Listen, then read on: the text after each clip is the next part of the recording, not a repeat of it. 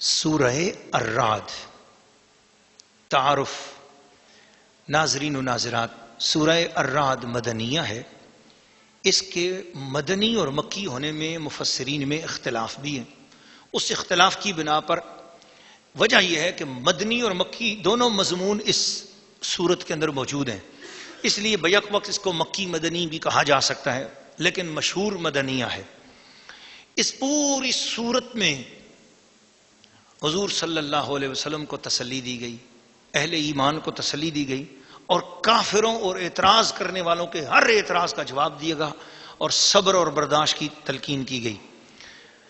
ناظرین و ناظرات اور سامعین و سامعات، اس سورت کی 15ویں آیت میں سجدہ ہے، لہٰذا سجدہ تلاوت بھی سننے والوں پر خوش نصیبی ہے کہ انہیں سجدہ تلاوت کی سعادت ملے گی، اور سجدہ تلاوت کا طریقہ میں بتا چکا ہوں، اور سجدہ تلاوت کے بعد جو دعا کی جاتی ہے وہ اسی وقت قبول ہوتی ہے۔ سو اس وجہ سے آپ کے لیے ایک موقع اور آ گیا ہے دعائیں اپنی قبول کروانے کا اور اپنی مراد مانگنے کا۔ اس سورت میں 6 رکوع ہیں، 43 آیات ہیں، 855 کلمات ہیں، 3506 حروف ہیں۔ سورہ الرعد رکوع نمبر 1 تلاوت۔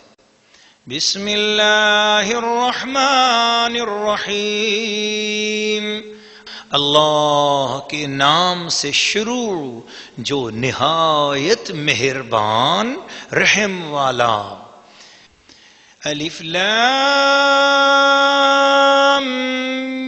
میم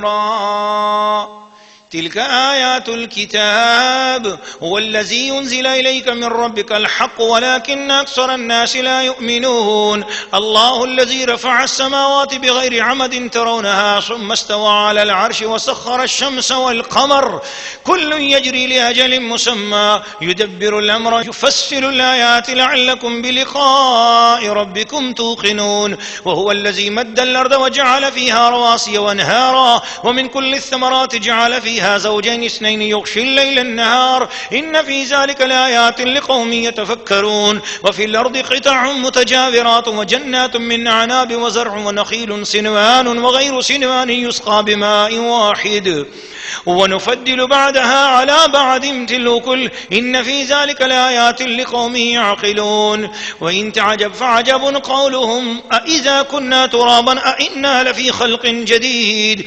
أولئك الذين كفروا بربهم وأولئك الأغلال في عناقهم وأولئك أصحاب النار هم فيها خالدون ويستعجلونك بالسيئات قبل الحسنة وقد خلت من قبلهم المثلات وإن ربك لذو مغفرة للناس على ظلمهم وإن ربك لشديد العقاب ويقول الذين كفروا لولا أنزل عليه آية من ربه إنما أنت منذر ولكل قوم هاد۔ سورہ الرعد رکوع نمبر 1 ترجمہ کنز الایمان۔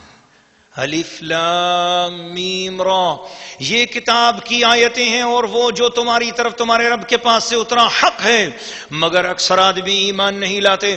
اللہ ہے جس نے آسمانوں کو بلند کیا بے ستونوں کے کہ تم دیکھو، پھر عرش پر استوا فرمایا جیسا اس کی شان کے لائق ہے، اور سورج اور چاند کو مسخر کیا، ہر ایک ایک ٹھہرائے ہوئے وعدہ تک چلتا ہے۔ اللہ کام کی تدبیر فرماتا اور مفصل نشانیاں بتاتا ہے، کہیں تم اپنے رب کا ملنا یقین کرو۔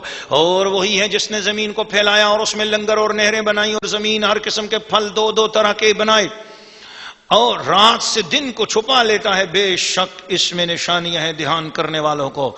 اور زمین کے مختلف قطعے ہیں اور ہیں پاس پاس، اور باغ ہیں انگوروں کے اور کھیتی اور کھجور کے پیڑ، ایک تھالے یعنی تھال سے اگے، اور الگ الگ سب کو ایک ہی پانی دیا جاتا ہے، اور پھلوں میں ہم ایک کو دوسرے سے بہتر کرتے ہیں، بے شک اس میں نشانیاں ہیں عقل مندوں کے لیے۔ اور اگر تم تعجب کرو تو اچنبا تو ان کے اس کہنے کا ہے کہ کیا ہم مٹی ہو کر پھر نئے بنیں گے؟ وہ ہیں جو اپنے رب سے منکر ہوئے، اور وہ ہیں جن کی گردنوں میں طوق ہوں گے، اور وہ دوزخ والے ہیں، انہیں اسی میں رہنا۔ اور تم سے عذاب کی جلدی کرتے ہیں رحمت سے پہلے، اور ان اگلوں کی سزائیں ہو چکی، اور بے شک تمہارا رب تو لوگوں کے ظلم پر بھی انہیں ایک طرح کی معافی دیتا ہے، اور بے شک تمہارے رب کا عذاب سخت ہے۔ اور کافر کہتے ہیں ان پر ان کی طرف سے کوئی نشانی کیوں نہیں اتری؟ تم تو ڈر سنانے والے ہو اور ہر قوم کے ہادی۔ سورہ الرعد رکوع نمبر 1۔ تفسیر۔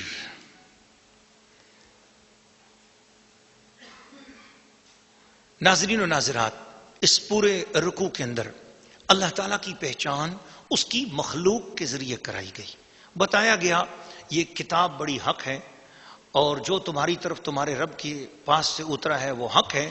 اکثر انسان یعنی کافر لوگ، مشرک لوگ، وہ ایمان نہیں لاتے، لیکن سنو اللہ کا تعارف یہ ہے، رفع السماوات بغیر عمد ترونہا۔ تم بتاؤ، تم چھوٹا سا کوئی مکان بناتے ہو تو اس میں کتنے ستون اور کتنے تمہیں بنیادیں رکھنی پڑتی ہیں، لیکن ذرا اللہ کی شان تو دیکھو، اتنا بڑا آسمان اور اتنے بڑے آسمان اس نے بنائے ہیں مگر ان میں ستون کوئی نہیں ہے۔ پھر اس نے عرش بنایا ہے، شمس قمر کو دیکھو تو اللہ پاک نے زمین کی پھیلاؤ کی بات کی، نہروں کی بات کی، لنگروں کی یعنی کہ جو پہاڑ ہیں ان کی بات کی، اللہ پاک نے پھلوں کی بات کی، درختوں کی بات کی، کیاریوں کی بات کی۔ تو ان سب باتوں کا اللہ کریم نے ذکر فرمایا تم اگر یہ ان لوگوں سے بات کرو کہ یہ اتنا سب کچھ دیکھ کر تمہیں حیرانگی نہیں ہوتی کہ اللہ کریم یہ سب چیزیں بنا رہا ہے، قسم قسم کی چیزیں بنا رہا ہے۔ ایک ذرا سی اسی درخت کی گٹھلی کہیں پھینک دو، اسی طرح کا درخت اس گٹھلی سے نکل آتا ہے۔ تو ان تعجب، اگر تم تعجب کرو کہ یہ کیسے ہوتا ہے، بھئی اس سے بڑا تعجب یہ ہے کہ یہ کافر کہتے ہیں کہ جناب ہم مرنے کے بعد زندہ کیسے ہوں گے؟ بھائی جس نے پہلے بنایا ہے وہ جو کھجور کی گٹھلی سے، کھجور کی ایک چھوٹی سی گٹھلی اس پورے درخت کا کتنا ہوتی ہے؟ تو اب گٹھلی اگر آئی، آپ نے درخت کو کاٹ کے پھینک دیا، جلا دیا، سب کچھ کر دیا، تو وہ جو گٹھلی ہے اسی گٹھلی سے وہ دوبارہ درخت بنے گا کہ نہیں بنے گا؟ بن سکتا ہے کہ نہیں بن سکتا؟